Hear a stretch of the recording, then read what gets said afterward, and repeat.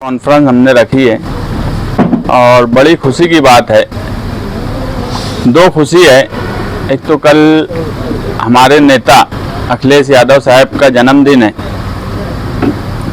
और मालेगांव शहर में अतर हुसैन अशरफी, हमारे अतर चाचा जाहिद जुम्मन कारपोरेटर, ये समाजवादी पार्टी में शामिल हो रहे हैं। हम समाजवादी पार्टी की तरफ से उनका इस्तकबाल करते हैं।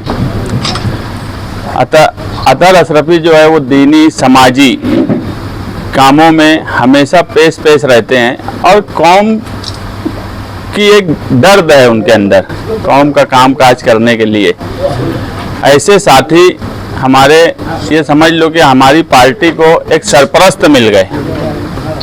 और जाहिद जुम्मन के ताल्लुक से मैं इतना ही कहूँगा कि पार्टी से हट के भी वो मेरा दोस्त है और पुराना ताल्लुक जुम्मन घराने का निहाल साहब के ख़ानदान से लगा हुआ है।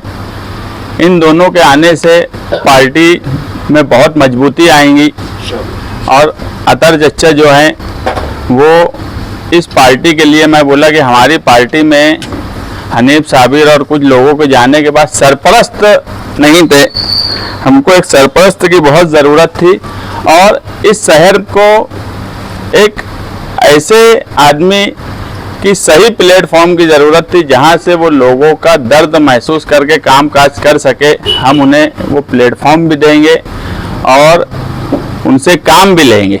वो काम करने के लिए मैं उनके साथ गठबंधन में काम किया हूँ। उनके अंदर जो जज्बा है वो मैं देखा है।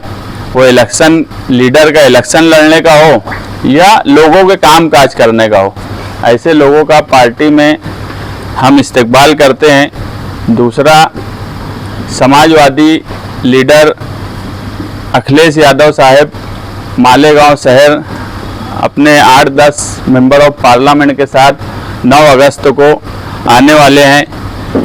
9 अगस्त जो है वो क्रांति दिन के नाम से जाना जाता है। क्विट इंडिया मूवमेंट की तहरीक 9 अगस्त को इस मुल्क में चली थी और उस दिन को ही अखिलेश यादव साहब ने मालेगांव आने का दिन रखा। हम मालेगांव शहरियान की तरफ से एक बड़ा जलसा लेकर उनका इस्तकबाल करेंगे और कहीं ना कहीं उनके आने के बाद सिर्फ इस शहर की नहीं, महाराष्ट्र की सियासत में भी तब्दीली आएंगी, ऐसा हम मानते हैं। तो इकरा हसन, अवधेश पासी जो अयोध्या से चुन के आए, अफजाल अंसारी और दूसरे भी मेंबर ऑफ पार्लियामेंट आने वाले हैं। उन्होंने कल ही लखनऊ से महाराष्ट्र के लिए एक प्रभारी नियुक्त किया है।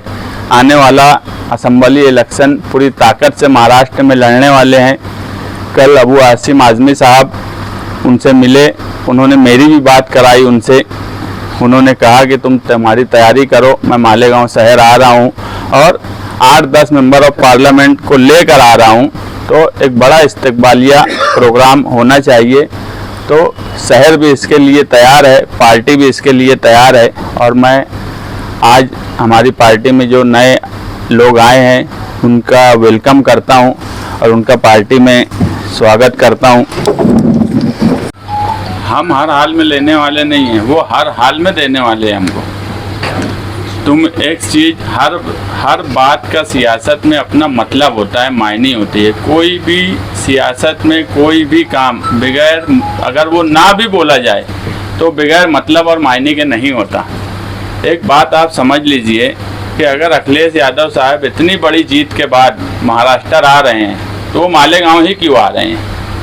उनके दिमाग में कोई बात होंगी। कल उन्होंने मुझसे कुछ मिनट बात किया, उन्होंने बोला तुम तैयारी करो, मैं आ रहा हूँ। तो कहीं ना कहीं उनके लिए बम्बई, भिवंडी वो आसान पड़ता बड़े लीडरों के लिए प्लेन से आना जाना। अगर वो मालेगांव आ रहे हैं तो इसके आगे हमको फ़िलहाल कुछ बोलने की ज़रूरत नहीं है कि सीट का क्या होगा और क्या नहीं होगा, क्योंकि अगर वो मालेगांव आ रहे हैं तो इसके अपने एक मायने है, इसका अपना एक मतलब है।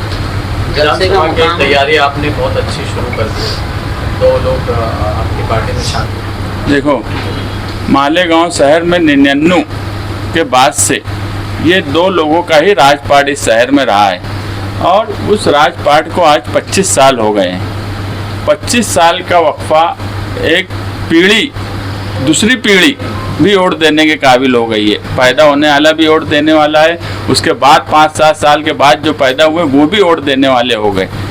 इतना बड़ा वक्फा होने के बाद इस शहर का क्या हाल है ये आप सब लोग देख रहे हैं कि एक एमएलए को खड़े रह के वो तोड़ना पड़ रहा है। इसलिए तो नुमाइंदगी किस तरह की हो रही है ये शहर देख रहा है। 25 साल में आज ज़मीनी हकीकत ये है कि 1,17,000 वोट दिलाने वाले लोग भी यहीं सब बैठे हैं तुम्हारे आसपास। ये हमारे चच्चा ही थे जो अगर मैं कहूँ तो राइट हैंड थे। कोई ऐसा वक्फा नहीं गया, सारे उनके प्रोग्राम मैं लिखता था तो उसमें दौरे में ऐसा भी हुआ है कि आज के एमएलए साहब लेट पहुँचे, अतर चच्चा पहले पहुँच गए, तो वो भी लोग यहीं बैठे हुए हैं। शहर बेजार हो गया। शहर की हालत क्या है सबके सामने है। लाए अमल हमारा तय है। ऐसा है कि हर चीज़ बताई नहीं जाती, कुछ चीज़ वक्त के साथ आने वाली है। अपनी अपनी एक सबका अपना अपना एक प्लान होता है। हमारा लाए अमल पूरा यहाँ से लेके इलेक्शन लड़ने तक है। अभी जो एक जलसा हुआ, आसिफ शेख ने कहा कि भाई वोट मांगने गए, आप कितने जो है सिर्फ निहाल साहब के दबदबे इस शहर में जो था उस पर और एक नई डेवलपमेंट की जो सोच है नौजवान की, हमने हमारे अंदर जो नए लोग भी आए हैं और हम खुद एक नई सोच के साथ जाने वाले हैं। मैं बोला कि इस शहर में 25 साल में मैं ये नहीं बोलता, ये दोनों लीडरान ने एक बात बताना, बड़ी कॉलेज और ये सब तो छोड़ दो, एक स्कूल भी इन्होंने इस शहर में लाई किया 25 साल में। तो कोई चीज़ छुपी नहीं है। बुनकर का क्या हाल है सबके सामने है। ये सिर्फ और सिर्फ अपना घर भरने का काम किए। एक जो है गोलीबारी में परेशान है, ये शहर ये कभी पसंद नहीं करेगा। एक जो है वो ना असम्बली में नुमाइंदगी किए, ना शहर में कोई डेवलपमेंट का काम किए। और बाकी जो मैं बोला कि लाए अमल जो है, हर बात हम नहीं बता सकते मीडिया के सामने। कुछ चीज़ें हमारी तय वक्त आएंगे जब बताया जाएंगे।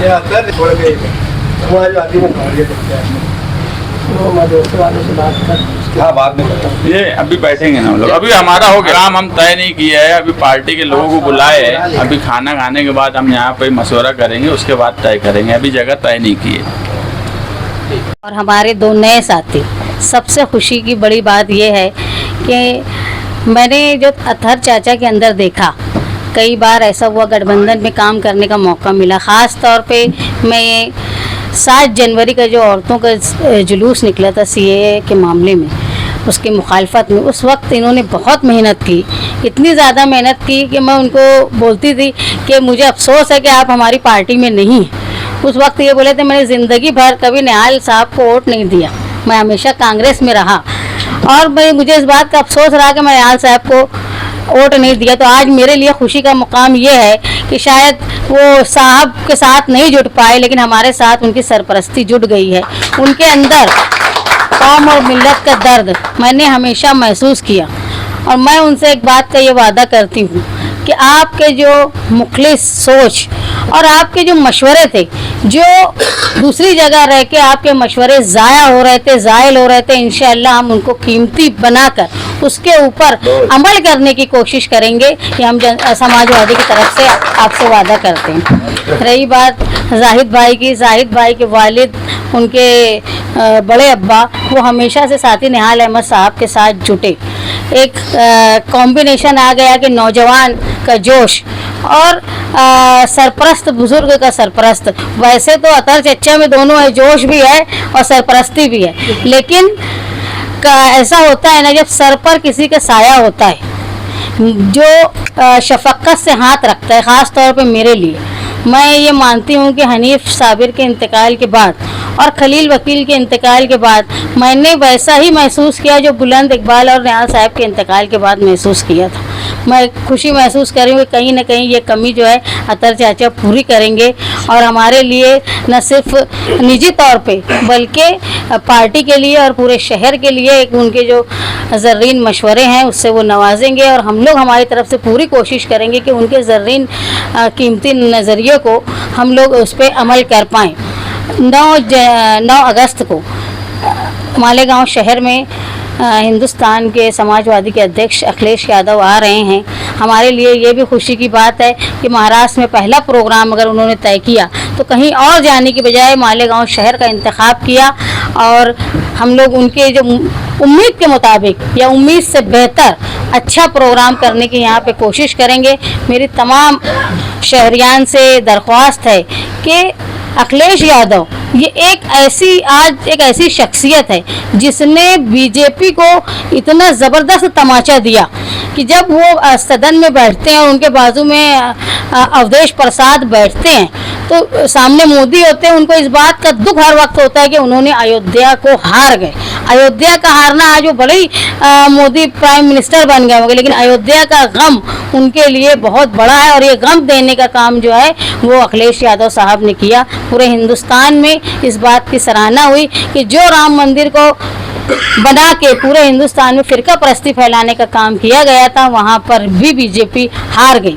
आप लोगों से मेरी दरख्वास्त है कि आने वाले प्रोग्राम को कामयाब बनाएं, ख़ास तौर पे समाजवादी पार्टी के मानने वाले लोग और मालेगांव शहर के लोगों को हमको इस्तकबाल करना चाहिए एक ऐसे जियाले रहनुमा का जिसने बीजेपी के रथ को रोका।